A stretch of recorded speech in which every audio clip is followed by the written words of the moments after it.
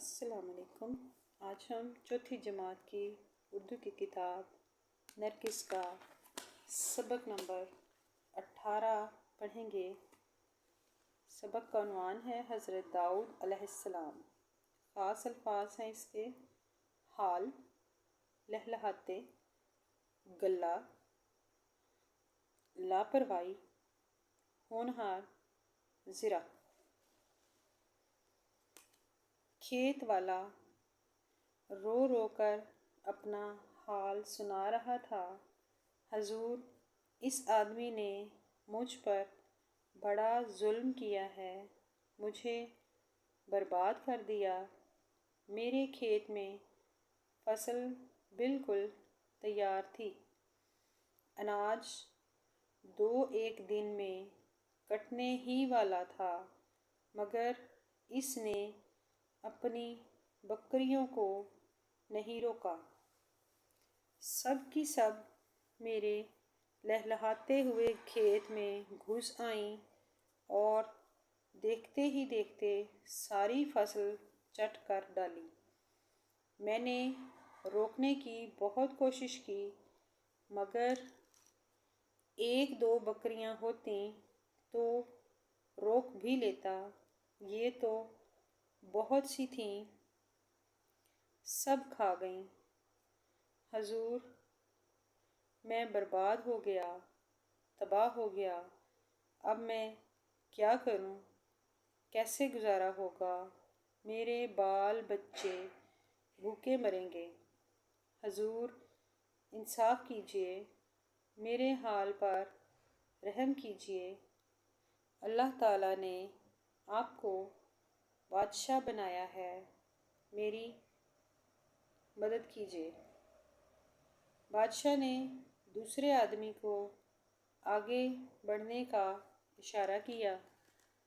وہ آگے بڑھا تو بادشاہ نے پوچھا: کیا یہ آدمی سچ کہہ رہا ہے؟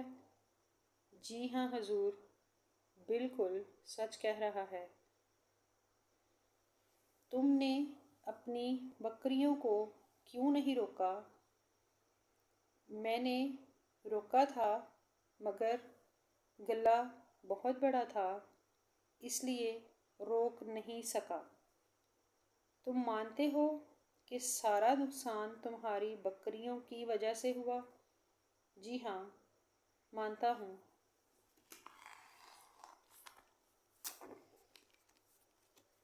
بادشاہ نے دونوں آدمیوں کو غور سے دیکھا، کچھ سوچا، پھر آہستہ آہستہ کہا: بکریوں کے گلے کی قیمت اتنی ہی معلوم ہوتی ہے جتنا کھیت والے کا نقصان ہوا ہے، اس لیے بکریوں کا گلہ کھیت والے کو دے دیا جائے تاکہ اسے کوئی نقصان نہ ہو، اور لاپرواہی برتنے والے کو سزا بھی مل جائے۔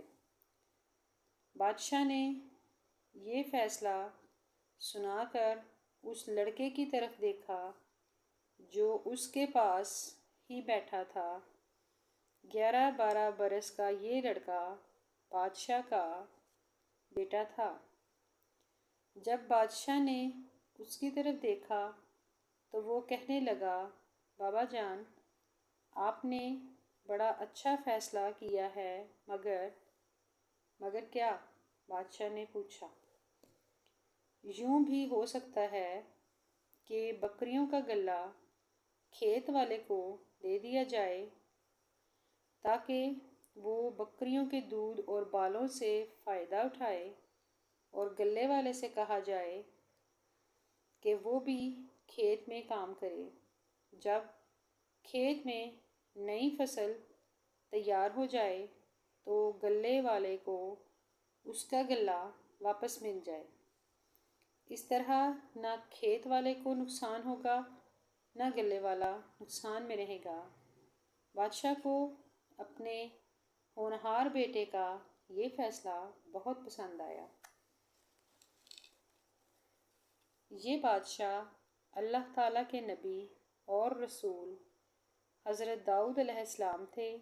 اور ان کے بیٹے تھے حضرت سلیمان علیہ السلام، جو خود بھی نبی اور بڑی شان والے بادشاہ ہوئے۔ اللہ تعالیٰ نے حضرت داؤد علیہ السلام پر ایک کتاب بھی نازل فرمائی تھی جس کا نام زبور ہے۔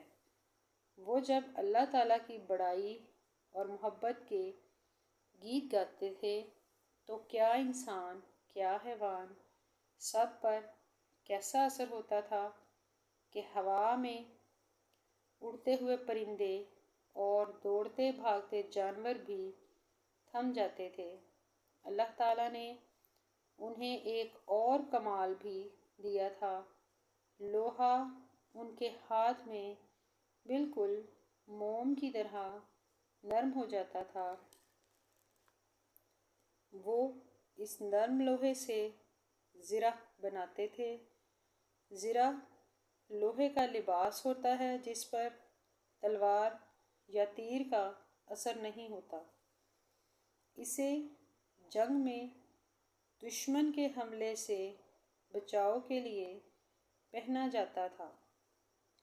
حضرت داؤد علیہ السلام کی بادشاہت شام، عراق، فلسطین اور اس کے آس پاس کے تمام علاقوں میں پھیلی ہوئی تھی۔